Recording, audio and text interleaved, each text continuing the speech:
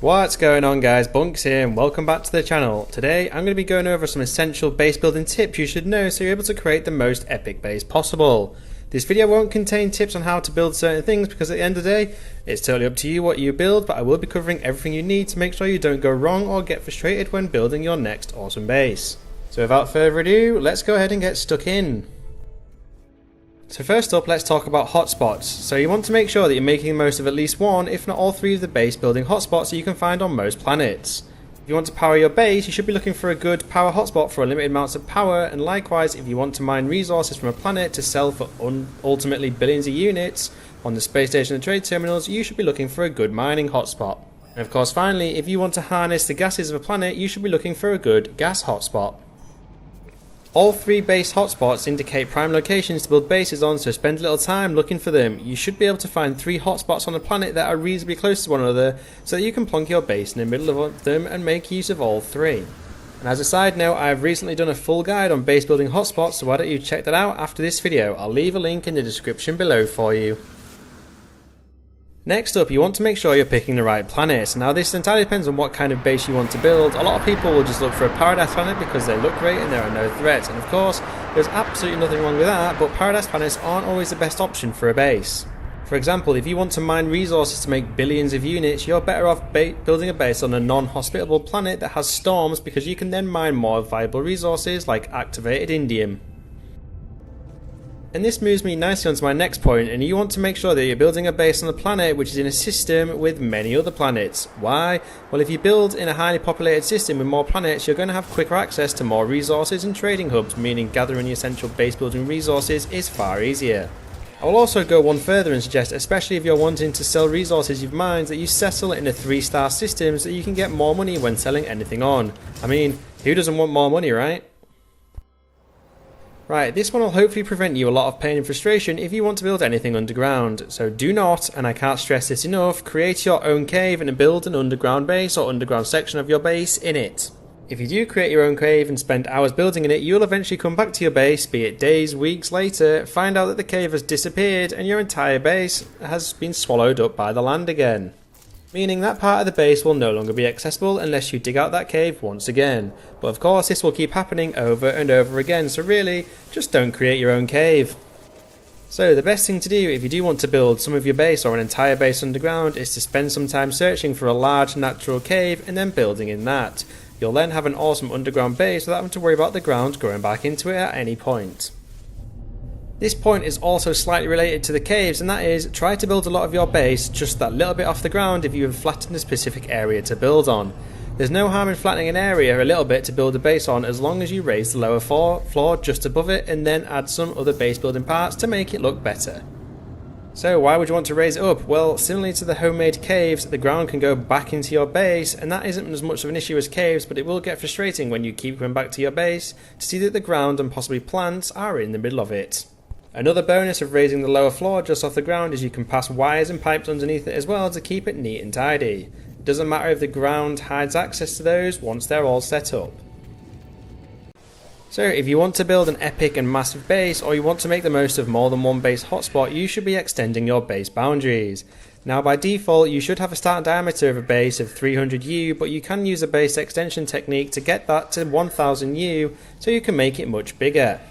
If you're not totally sure on how to do that, don't worry, because I have you covered. I have previously created a video showing you exactly how you can expand your base boundaries up to 1000U wide, so go ahead and check that out if it's something you want to do. I'll leave a link in the description below for you. Now, building a fairly sizable base will use a hell of a lot of resources, so I would highly recommend that you stock up on these resources before you even start building.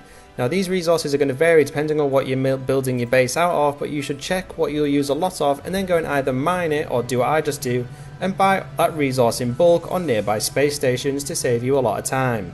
There's nothing more annoying than when you're in the zone creating an epic base and find out that you don't have enough resources to continue building, so you'll have to avoid that by stocking up early.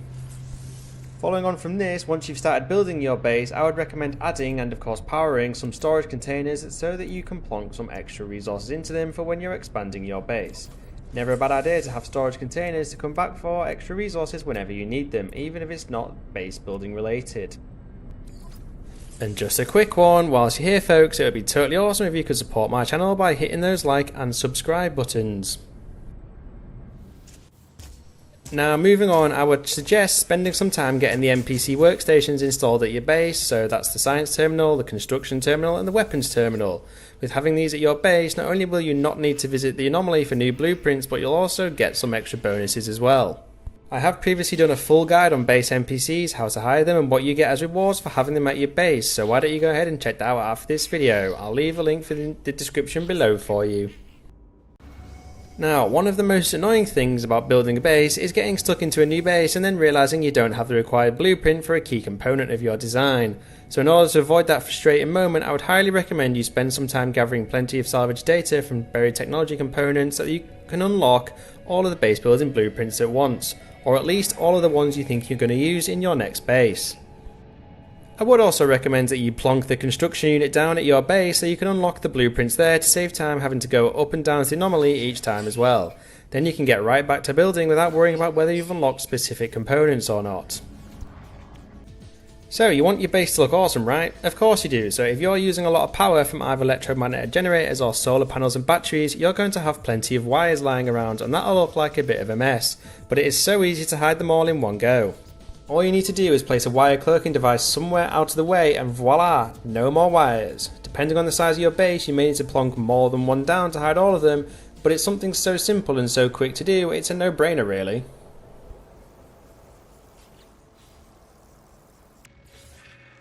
And a couple of small tips here, and first up is placing a landing pad down on your base early on.